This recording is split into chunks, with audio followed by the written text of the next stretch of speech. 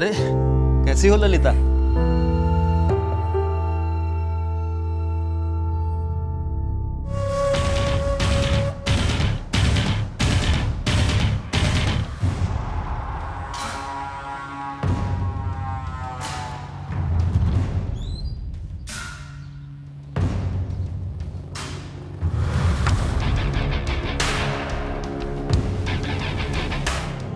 मैंने जूही को नहीं मारा।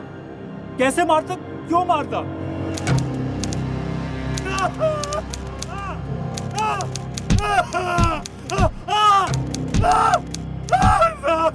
इस कुंदन ने ही हमारी बेटी जूही का कत्ल किया है। मरने से 2 दिन पहले जूही का फोन आया था, कह रही थी कि वो किसी से भी शादी कर लेगी लेकिन कुंदन से हरगिज नहीं। 4 जून 2018 की रात हुए इस घातक हमले में रामानुज तिवारी, उसकी पत्नी साधना तिवारी और छोटा बेटा कृष्णा तिवारी तीनों मारे गए। रामानुज और साधना का बड़ा बेटा दर्पण गंभीर रूप से घायल हुआ था, पर सांसें चल रही थी। ये जो कुंदन यादव है ना, बड़ा शातिर है।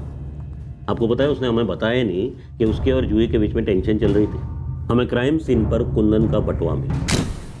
हर खूनी की तरह उसने भी ये एक गलती की। कत्ल करने से पहले कुंदन ने जूही का किया था।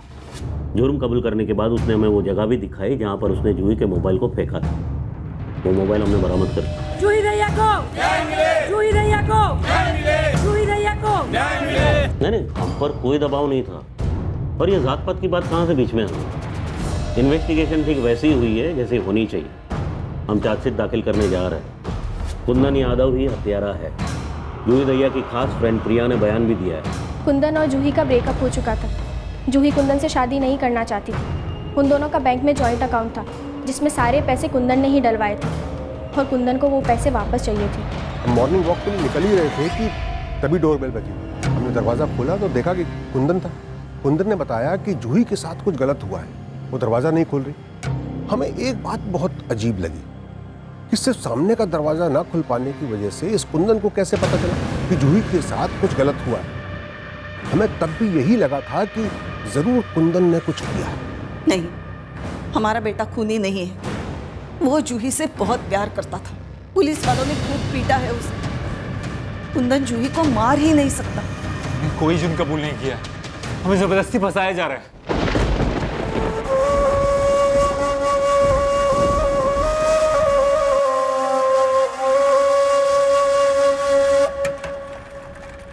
जूही दहिया के मर्डर के लिए कुंदन यादव की गिरफ्तारी में इस आदमी की खामोशी अहम रही थी। ये उस मर्डर के बारे में जानता था, लेकिन किसी के सामने एक शब्द नहीं बोला। चुप रहा, जैसे कि आगे भी कई बार चुप रहने वाला था उन वारदातों के बारे में जो अब होने जा रही थी। एक हमला होने वाला है धनबाद जिले के कैरीगंज गांव के एक घर में। यह गांव धोलकापुर से दूर नहीं है जहां जूही दहिया का कत्ल हुआ था।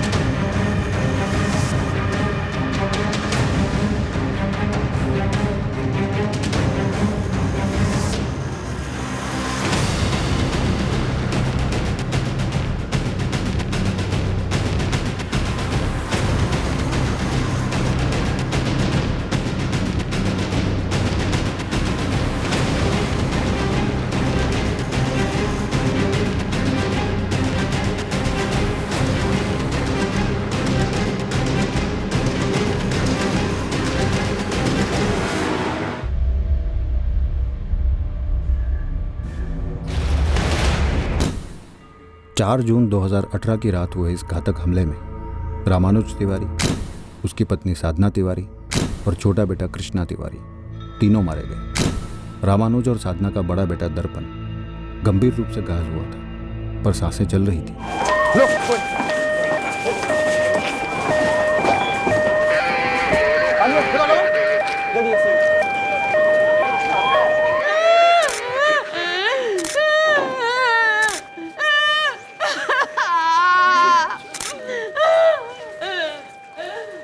ये कृष्णा है, छोटा बेटा।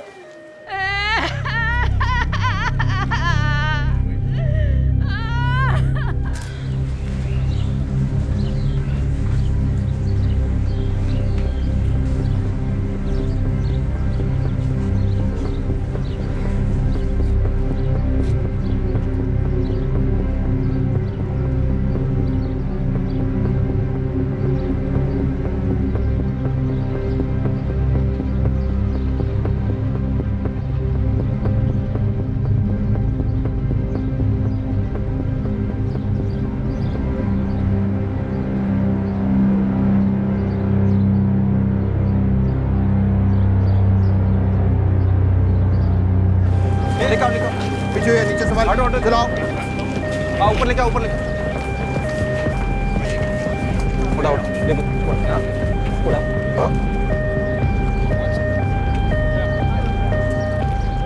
रामानुज का किराने का दुकान था साहब। हर रोज दुकान खोलने से पहले हमारे यहाँ आता था और अम्मा से मिलकर जाता था। आज जब मिलने नहीं आया तो हमने देखने के लिए योगेश को भेजा था साहब। हमने बहुत देर तक दरवाज़ा खटखटाया, किसी ने नहीं खोला। फिर देखा पीछे का दरवाज़ा खुला हुआ था। अंदर आकर देखा तो हर जगह खून और ये चारों पड़े हुए थे। पुरुषोत्तम और योगेश, तुम दोनों भाई एक साथ रहते और रामानुज यहाँ पे अकेला रहता था? हमारा घर बस बगल वाला है साहब। रामानुज ने ये वाला खरीदा और यहीं से अपनी गृहस्थी शुरू कर लिया। हमको तो नहीं पता साधना घर पर क्या क्या रखती थी, शालिनी को पता हो शायद। मैडम, यहाँ पर बहुत सारा नगद और गहना रहता था। तुम्हें कैसे पता शालिनी? हम और साधना मिलकर गांव की औरतों के लिए ग्रुप चलाते हैं। कौन सा ग्रुप? चिट फंड जैसा। अगर गांव की औरतों को लोन की ज़रूरत हो तो फिर वो गहना गिरवी रखकर लोन ले सकते हैं और सूद समेत लौटाना भी पड़ता है। पिछले 1 साल से साधना हमारी अध्यक्षा थी। नगद से आई हुई सारी किश्तें वही रखती थी मैडम। ये नगद और गहने मिलाकर कितना हुआ होगा? गहना का तो 2 लाख होगा मैडम। साधना के बदन पर हमेशा बहुत गहने होते थे, लेकिन अब कुछ नहीं है। मंगलसूत्र, कंगन, झुमके सब गायब है। शालिनी, ये नगद कितना होगा?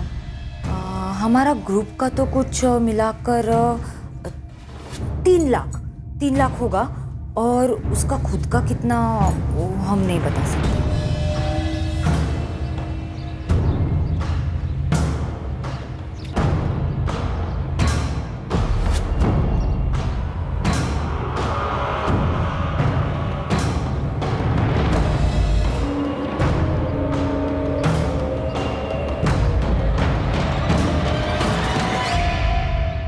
सर, पता करो ये घर किसका है।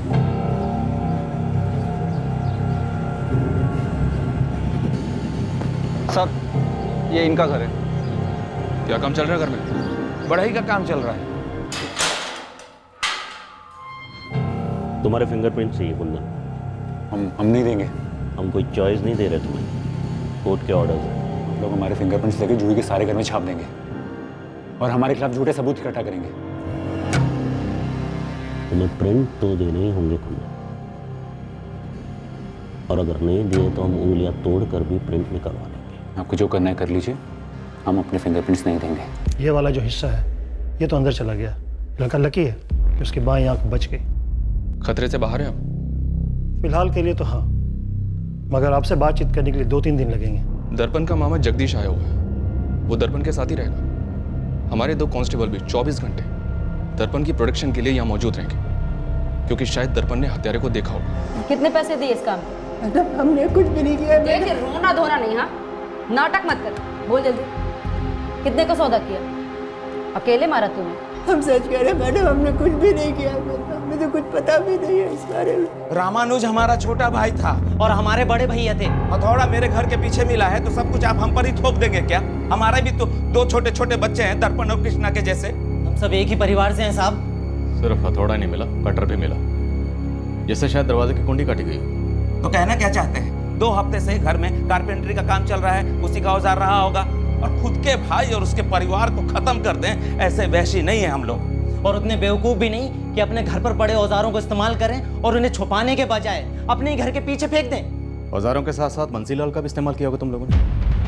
कितने पैसे दिए उसे? कुछ भी नहीं पता है मैडम। बंसी, ये रोने धोने काम पर कोई असर नहीं होगा। जल्दी बोल सब कुछ। हम सच कह रहे हैं, हमें कुछ भी नहीं पता है मैडम। तू रात भर कहाँ था दिवाकर? सच सच बता, कहाँ था? प्रशांत के घर थे भैया, पी रहे थे हम। तू पूरा रात वहां था? सच बोल रहा है? झूठ क्यों बोलेंगे भैया, वहीं सो गए थे। जब सुबह वापस आए तो पता चला इस कांड का।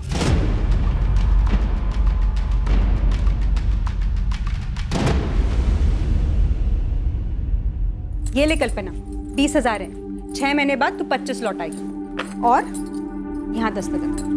पर साधना दीदी, पिंकी से तो आपने 4,000 रुपए सूद लिया था, तो फिर हमसे 5 क्यों? वो पिछले साल था कल्पना। अब तूने 5,000 जमा किए थे, उसका ब्याज भी तो तुझे ज्यादा मिला था ना। हर साल ब्याज में थोड़ी थोड़ी बढ़त होती रहेगी। ये हमारे 5,000 और इन्हें खाते में जमा कर लीजिए। ये जो चला रखा है ना तूने, सब देख रहे हैं हम। अंधे नहीं है हम ललिता। हमने कुछ नहीं चला रखा है साधना, बेकार के इल्जाम लगाना बंद करो हम पे। हमारे पति के पिछले 6 महीने के पैसे जो बकाए थे वही दिए आज फैक्ट्री में, उसी में से 5,000 जमा किए हमने। हम पैसे की बात नहीं कर रहे ललिता। क्या क्या बोलना चाहती हो तुम? तेरा मुंह ना तेरे पति तक ही रख। हमारे पति पर मारने की कोशिश की ना तो बहुत बुरा होगा, बता रहे हैं हम। हमारे भी सुरमा गांव में घूमते रहते और खबर रखते हैं कि कैसे मटकती रहती है तू उनकी दुकान पर। अरे कैसी हो ललिता? महीने में कई बार राशन भरी जा रही है तेरे घर में।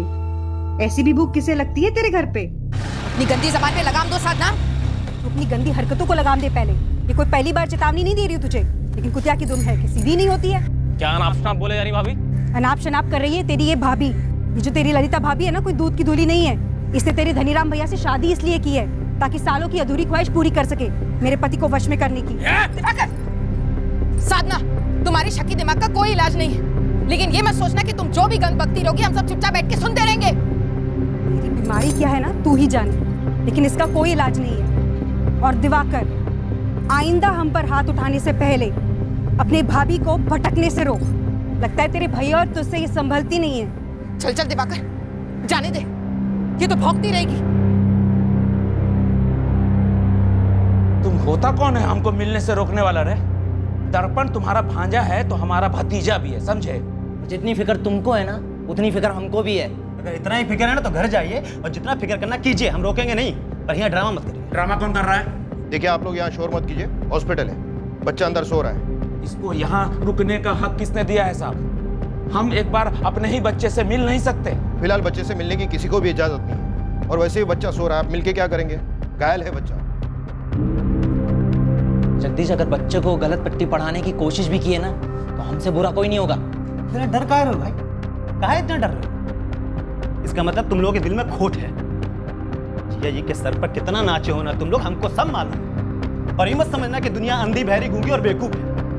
पर हमको ये भी मालूम है कि इस कांड के पीछे कौन है और काहे के लिए। तो तकदीर ने दर्पण को बचा लिया है। मालूम है काहे को? काहे कि सच्चाई सबके सामने आएगी। बुझे आप लोग? हमारे तीनों बेटों में जमीन को लेके अनबन थी साहेब, लेकिन खून तो एक ही था ना। आप लोग कोई ढंग का छानबीन नहीं कर रहे, बस यही ढूंढ रहे।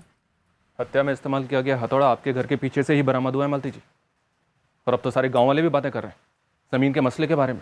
तो गांव वालों ने आपको ये नहीं बताया कि रामानुज भैया जब सुबह अम्मा को मिलने आते थे सबसे पहले हमारे हाथ की चाय पीते थे।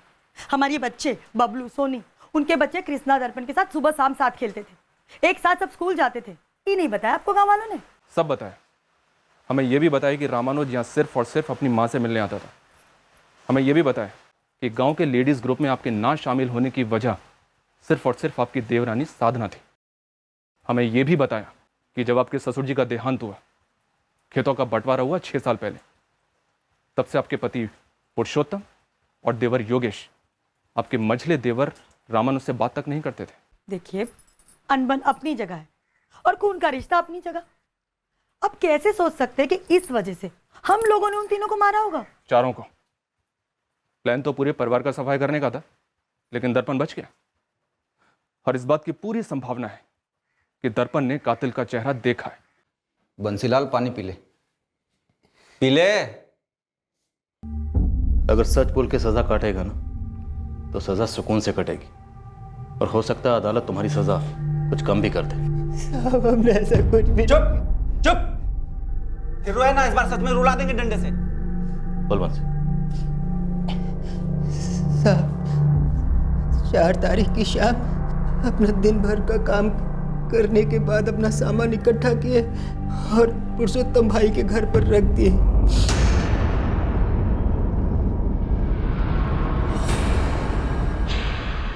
और फिर हम तो अपने घर चले गए थे साहब। हमें तो सुबह में पता चला कि वहां पर ये खून।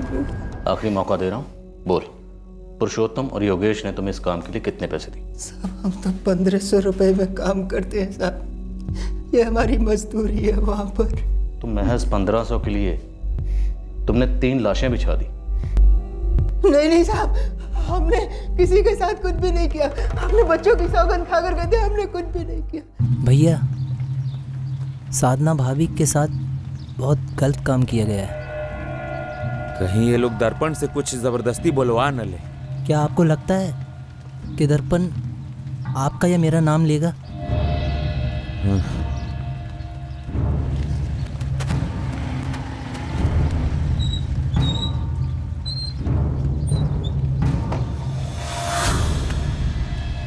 क्या हुआ दिवाकर? भैया वो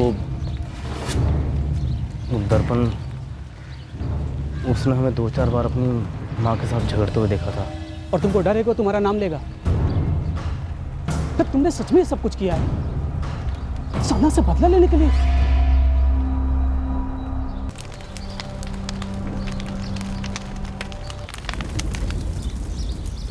कुछ लोग डरे हुए थे कि दर्पण कहीं उनका नाम न ले। शायद हत्यारे ने कभी सोचा ही नहीं था कि दर्पण बच जाएगा।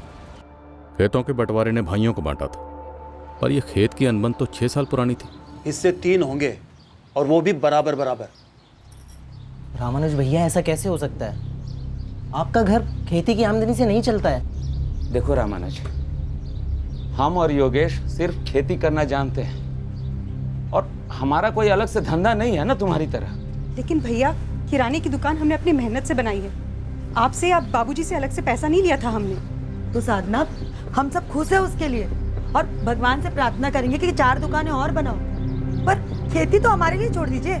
इस बात का कोई आधार नहीं है कि हमारा अपना धंधा है इसलिए हम पुश्तैनी जमीन में हिस्सा न लें। अरे कौन सी कानून की किताब में लिखा हुआ है ये? भैया, बात कानून की नहीं है, थोड़ी सी समझदारी और दिलदारी की है।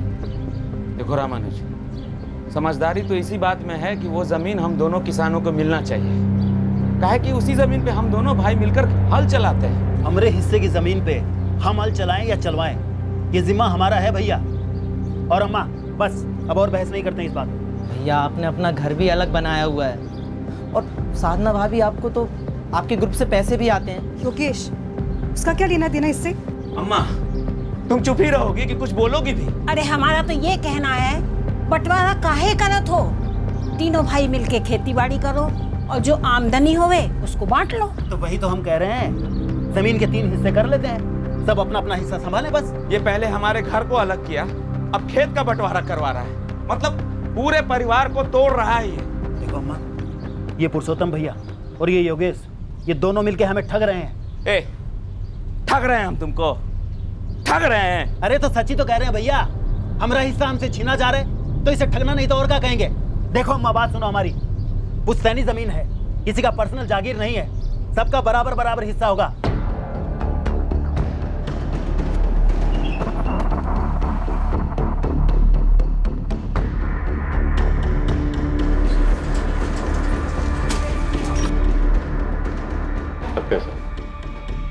साहब, अभी भी बहुत सहमा हुआ है, उसको सब बता दिए। बात कर पाए? हाँ सर। कुछ बताया इसने? नीरज, इस पुरुषोत्तम को उठाओ, डंडा करते हैं। उठाओ इस।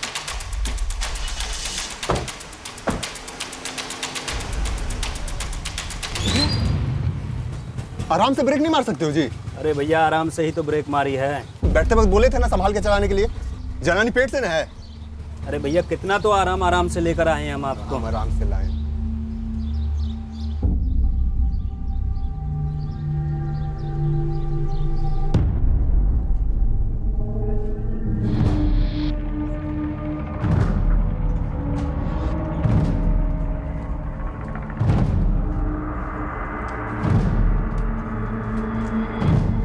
आप एक बार हमारी बात सुन लीजिए साहब। साहब, ये दोनों मामा मामी मिलकर बच्चे का कान भर दिए हैं साहब, और दर्पण जमीन के मसले से पहले से वाकिफ था साहब। ये तो इन लोगों ने भड़काया है, आग लगाया है साहब, और बच्चे का जो हालत है आप देख रहे हैं। दर्पण ने मैं साफ साफ बताया कि उसने तुम्हारे हाथ में हथौड़ा देखा उसे मारने से पहले। हम कह रहे हैं पट्टी पढ़ाया गया है साहब। हम अपने भाई को, खुद के भाई को मारेंगे और उसके बीवी बच्चे को भी मारेंगे। गलत फहमी है साहब आपको। सर हम अपनी मंगेतर को मारेंगे, अपनी मंगेतर को जिसे हम जान से ज्यादा प्यार करते थे। सर हम शादी करने वाले थे, हम साथ में रहने वाले थे। सर हम जूही को क्यों मारेंगे सर? हम अपनी बहन को मारेंगे साहब, अपनी माँ को भी मारेंगे साहब। कशिश हमारी सगी बहन थी, उसके साथ हम ऐसी हरकत करेंगे?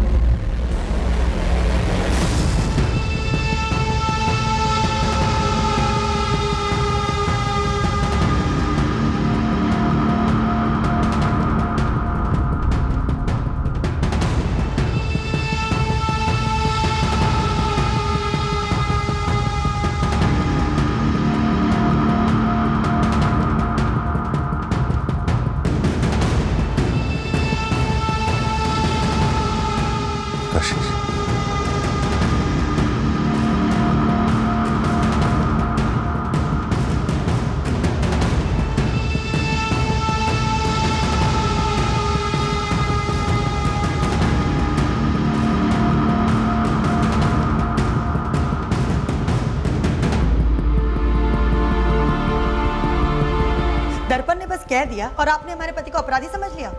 अरे 4 जून की रात को तो पुरुषोत्तम भैया कहीं निकले ही नहीं, वो तो घर पर सोए हुए थे। वो घर पर ही थे। आप बोलो तो हम कहीं भी लिख कर दे सकते हैं, जहाँ बोलो वहाँ खड़े रहकर कह सकते हैं। देखिए, पुरुषोत्तम ने अगर कुछ किया नहीं है तो आप लोगों को डरने का कोई कारण नहीं। डरने का कारण कैसे नहीं है मैडम? आप लोग तो लॉकअप में बैठाकर डरा धमकाकर वही कबूल करवाएंगे जो उसने किया ही ना हो। सर पर मर देंगे उनके जबरदस्ती, कहानी बना देंगे कि उन्होंने ही सब कुछ किया है। पुरुषोत्तम से केवल पूछताछ चल रही है, हमने उसे मुजरिम मुकर्रर नहीं किया और ना ही ये हमारा काम है। लेकिन दर्पण ने केवल हमसे नहीं, अपने मामा और मामी से भी यही कहा है कि जिसने वार किया वो पुरुषोत्तम ही था। जब हथौड़ा से वार हुआ सब लोग सो रहे थे, फिर दर्पण ने हमारा शक्ल कैसे देख लिया? आपको दिखाई नहीं दे रहा है साहब, दर्पण दबाव में आकर झूठ बोल रहा है। तो तुम जानते हो सब सो रहे थे, कैसे सो रहे थे, कौन देख सकता है कौन नहीं देख सकता? पुरुषोत्तम तिवारी, हम सिर्फ दर्पण के बयान के आधार पर तुम पर शक नहीं करें, हमें तो पहले से ही हम पर शक था, यही ना साहब? अरे साहब, हम तो कहते हैं कि आप लोगों को कभी हम पर शक हुआ ही नहीं, सीधा विश्वास हो गया कि ये सब हमने ही किया है। इसीलिए तो तहकीकात करने के बजाय आप लोग सीधा फैसला पर पहुंच गए। दर्पण के पास झूठ बोलने की कोई वजह नहीं, और हमारे पास कत्ल करने का कोई वजह नहीं है साहब। 6 साल पहले खेत का बंटवारा हो चुका है, 3 बराबर हिस्सा हुआ था साहब, जैसा रामानुज चाहता था। अब उसी को मारकर वो जमीन हमारा कैसे हो जाएगा? वो तो दर्पण को जाएगा ना साहब। वो तो अब जाएगा ना, क्योंकि दर्पण बच गया। लेकिन अगर वो मर जाता जैसे कि तुम्हारा प्लान था, तब तो वो जमीन तुम्हें और तुम्हारे भाई योगेश को जाती। क्या साहब, बच्चों को मारना, अपने सगे भाई को मारना, अपने सगे भाई की बीवी के साथ करना, कितना भद्दा इल्जाम लगा रहे हैं आप हम पर अरेस्ट करके। अरे साहब, बचकाने में दर्पण कुछ बोल दिया, उसको सच मानकर आप केस बंद कर देंगे, जबकि असली मुजरिम, असली कातिल आराम से बाहर घूम रहा होगा, इसका अंदाजा भी है आपको? सर, हमने जूही को नहीं मारा है और यही हकीकत है, यही सच है। लेकिन आपने तो मन बना लिया है हमें गुनहगार साबित करने का। सर, टॉर्चर से आप हमारे शरीर को तोड़ सकते हैं, लेकिन हमें नहीं, कभी नहीं। और आप हमें गुनहगार साबित करके उसको जाने देना चाहते हैं, उस वैशी को जिसने हमारी जूही का नहीं सिर्फ मर्डर किया बल्कि उसका रेप भी किया।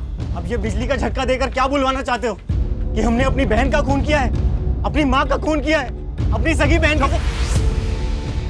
तुझे कोई बिजली का झटका फटका नहीं दे जा रहा, समझा? इसे ब्रेन मैपिंग बोलते हैं। मशीन बताएगी कि तू कितना सच बोल रहा है और कितना झूठ बोल रहा है। तेरे भेजे में जाकर सच्चाई पता करेगी। ले चलो इसे। सच्चाई तो ये है कि आप मार पीट कर, ये मशीन इस्तेमाल कर हमारी माँ और बहन का खून हमारे ही माथे पर डाल रहे हो, जो हमने किया ही नहीं है। और जो करके बैठा है उसको कोई नहीं पकड़ रहा है, वो आज भी आजाद घूम रहा है। वो लोग हमारे अपने लोग थे साहब, अपने लोग थे। आप एक बार हमको दर्पण से अकेले में बात कर लेने दीजिए, बच्चा है, बहक गया होगा। इस पुरुषोत्तम तिवारी के खिलाफ हमारे पास कुछ ठोस होना चाहिए सर। इस दर्पण का स्टेटमेंट कुछ ठोस नहीं लगता। तुम्हें भी लगता है उसे पट्टी पढ़ाई गई है, उसका ब्रेन वॉश हुआ? कहना मुश्किल है सर कि वो सच बोल रहा है या उससे झूठ बुलवाया जा रहा है, लेकिन इतना तो है कि बच्चे के मारे गए बाप और पुरुषोत्तम तिवारी के बीच की खटास ने बच्चे के दिमाग पे असर तो किया ही होगा। ये तुम किस बेसिस पे कह रहे हो नीरज? सर वो पांडे सर, ये दर्पण के मामा और मामी जो है ना, वो दर्पण से बार बार ये कहे जा रहे थे कि ताऊ पुरुषोत्तम और चाचा योगेश की मिली भगत है। इस मामा जगदीश का कोई निजी मतलब है सब में? सर जी ये तो नहीं बता सकता, लेकिन देखिए ना, अभी बच्चा है 11 साल का और 6 साल पुराने जमीन के मसले की बात को उसके मामा मम्मी बार बार हथौड़ा मारे जा रहे थे। तो तब से मुझे ऐसा लग रहा है कि बच्चे ने भी अपने दिमाग में कहीं ना कहीं एक तस्वीर सी बना ली कि उसके ताऊ और उसके चाचा ने उसके माँ बाप और उसके भाई की हत्या कर दी है। ऊपर से रामानुज के घर से जो गहने चोरी हुए और साधना के लेडीज फंड से जो कैश चोरी हुआ वो भी पुरुषोत्तम के घर के पीछे नहीं मिला। तो तुम्हें लगता है कि उस एक हथौड़े को आधार बनाकर हमने अपनी सुई पुरुषोत्तम पर अटका रखी जो वारदात में इस्तेमाल हुआ और घर के पीछे से मिला? पक्का तो नहीं कह सकते पर शायद हाँ, लेकिन इतना तो पक्का है कि सिर्फ दर्पण के स्टेटमेंट के आधार पर हमारी चार्जशीट मजबूत नहीं बनेगी। दर्पण की दिमागी हालत इस वक्त नाजुक है, कह सकते हैं धुंधली है।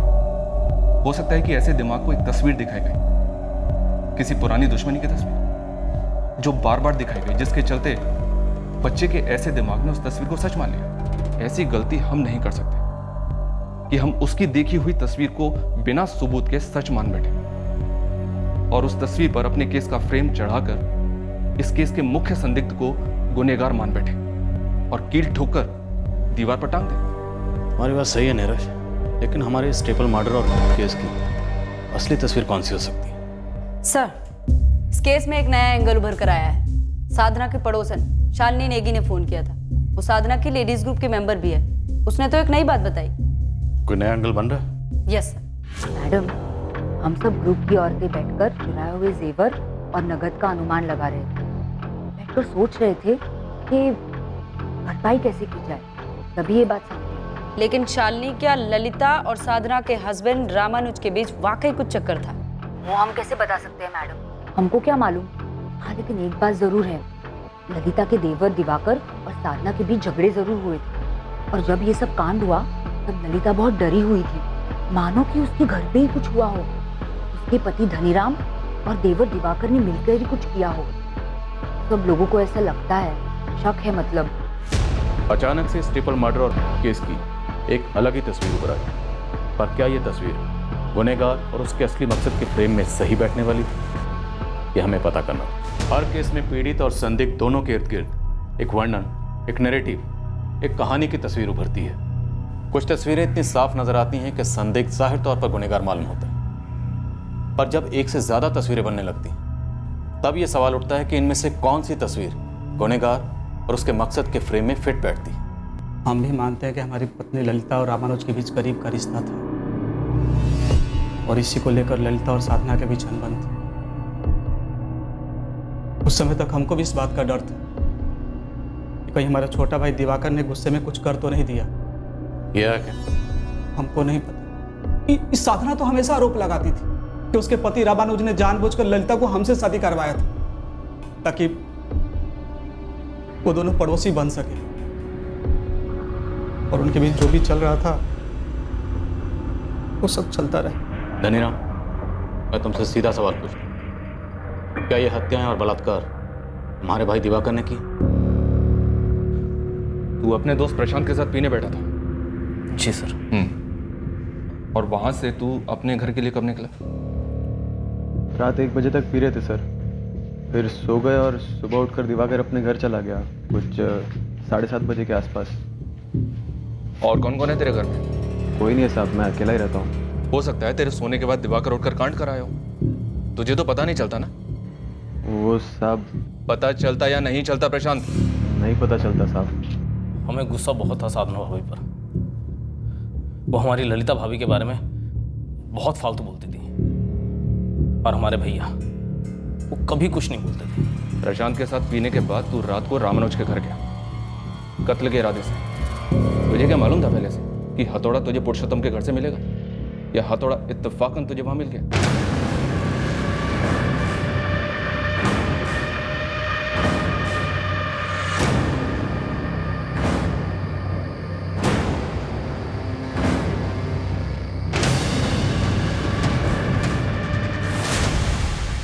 सर जब हमने साधना भाभी की लाश को देखा हम हिल गए थे।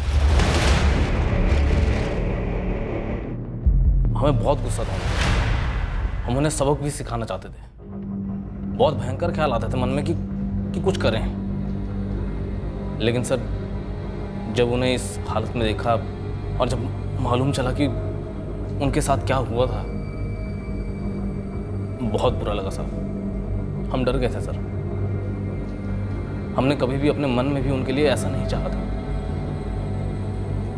और एहसास हुआ कि सर अबे ओ दिवाकर, ये जो तेरे अंतरात्मा की आवाज़ है ना, इसको अपने अंदर ही दबा कर रख और फटाफट बोल, ये तीनों कत्ल और साधना तूने ही किया है ना? जब सब लोग कहने लगे कि दर्पण जिंदा है तब हम डर गए थे। हमें लगा कि कहीं वो हमारा नाम ना बोले। मतलब दर्पण को तेरा ही नाम लेना चाहिए? नहीं सर, हमने कुछ कही नहीं तो वो हमारा नाम क्यों लेता? हम तो सारी रात प्रशांत के घर सोए पड़े थे। जब उठे घर आए तब पता चला कि क्या हुआ है। तो जितना झूठ बोलेगा उतना बुरा पिटेगा। सर हम झूठ नहीं बोल रहे सर, हमने कुछ भी नहीं किया सर।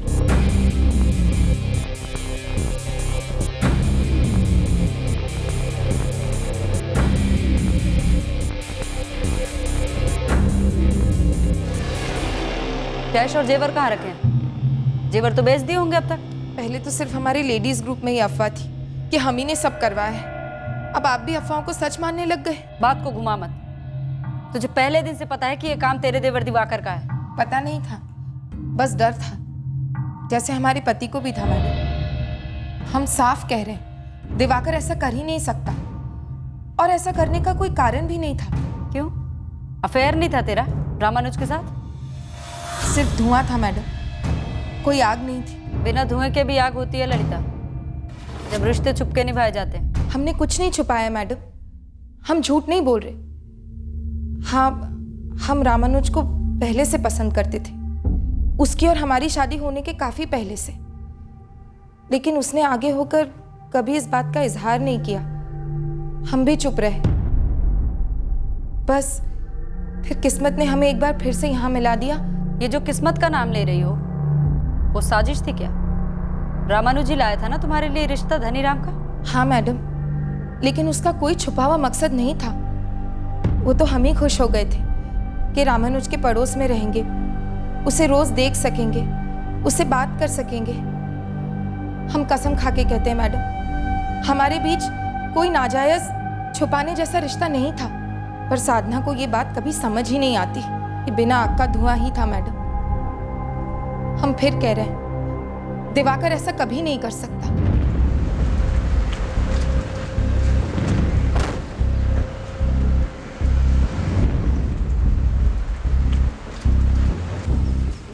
इस केस की हकीकत यहीं कहीं छुपी हुई थी, शालिनी नेगी के घर के आसपास। और इस हकीकत तक पहुंचने में अभी देर थी। दिवाकर के खिलाफ हमें ऐसा कुछ भी नहीं मिला जो उस एंगल को आगे बढ़ाता। ठीक उसी तरह पुरुषोत्तम के खिलाफ भी हमारे हाथ कुछ नहीं आए। इस केस की तहकीकात के दौरान हमारा ध्यान हमारे ही जिले धनबाद के कोशी गांव में हुए एक केस पर लाया गया। इस केस की डिटेल्स हमें हमारे डिविजनल हेडक्वार्टर्स ने दी।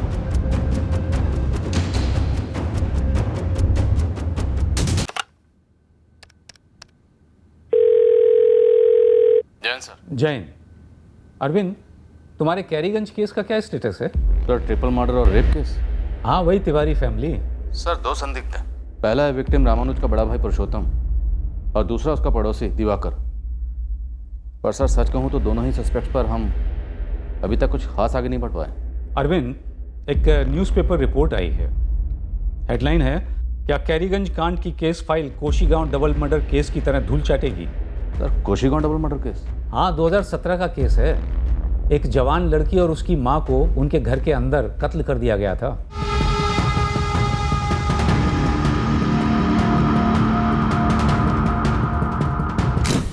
जुलाई 2017 में धनबाद जिले के कोशी गांव में निर्मला महतो को उसके घर में मार डाला गया। वार उसके सर पर किया गया था। साथ ही उसकी बेटी कशिश महतो को मारा गया और उसका भी किया गया। देखो, इस न्यूज़पेपर आर्टिकल ने तुम्हारे और इस अनसुलझे कोशी गांव डबल मर्डर केस के बीच में कुछ समानताएं हाईलाइट की हैं कि दोनों हत्या और केस थे और दोनों अनसुलझे रहे। लेकिन मैंने जब दोनों केसेस की फाइल्स पढ़ी तो मुझे इसके अलावा भी कुछ समानताएं नजर आईं। जैसे कि सर? निर्मला और कशिश दोनों फावड़े से मारे गए और ये फावड़ा उनके घर के अंदर ही था। तुम्हारे केस में रामानुज, साधना, कृष्णा और दर्पण सभी पर हथौड़े से वार हुआ और ये हथौड़ा क्राइम सीन के पास था। यानी दोनों केसेस में हत्यारा अपने साथ कोई हथियार नहीं लाया था। और इधर कशिश हुआ और उधर तुम्हारे केस में साधना का। और शायद दोनों केसेस में वार करने के बाद हुआ बेहोशी की हालत में। सर, अगर आप सजेस्ट कर रहे हैं कि दोनों केसेस में कातिल एक ही है तो क्या मैं दोनों केसेस को एक साथ इन्वेस्टिगेट करूं? हाँ, इस कोशीगांव केस में मुख्य संदिग्ध था कशिश का भाई, निर्मला का बेटा सुधांशु महतो। देखो, किसी रिपोर्टर ने बस एक पॉइंट उठाया है, लेकिन मुझे लगता है सीरियसली इन्वेस्टिगेशन की जरूरत है। जरूर कोई कनेक्शन बनेगा। बिल्कुल सर, मैं कोशीगांव थाने से उनके इस केस की डिटेल पता कर। 3 संभावनाएं हैं सर। हमारे सस्पेक्ट्स पुरुषोत्तम और दिवाकर और वहाँ के सस्पेक्ट सुधांशु महतो। अब या तो इन तीनों में से कोई भी एक मुजरिम है इन दोनों केसेस का, या फिर ये तीनों ही शामिल हैं इन दोनों केसेस में, या फिर इन तीनों का इन दोनों केसेस से कोई भी ताल्लुक नहीं। पहले जो समानताएं एसपी साहब ने पॉइंट आउट की हैं उन्हें स्टडी करते हैं, उसके बाद सस्पेक्ट को स्टडी करते हैं, लेकिन किसी भी सस्पेक्ट या निष्कर्ष पर पहुंचने की जल्दबाजी नहीं करें। शायद ये निष्कर्ष पर पहुंचने की जल्दबाजी ही हमारी इन्वेस्टिगेशन की सबसे बड़ी खामी रही। और मैं अंधेरे में ताकता रहा। इन्वेस्टिगेशन ने मुझे ही जूही का कातिल मान लिया। 2 साल जेल में रहा बिना बेल के। हर रोज बार बार चिल्लाता रहा कि मैं खूनी नहीं हूं,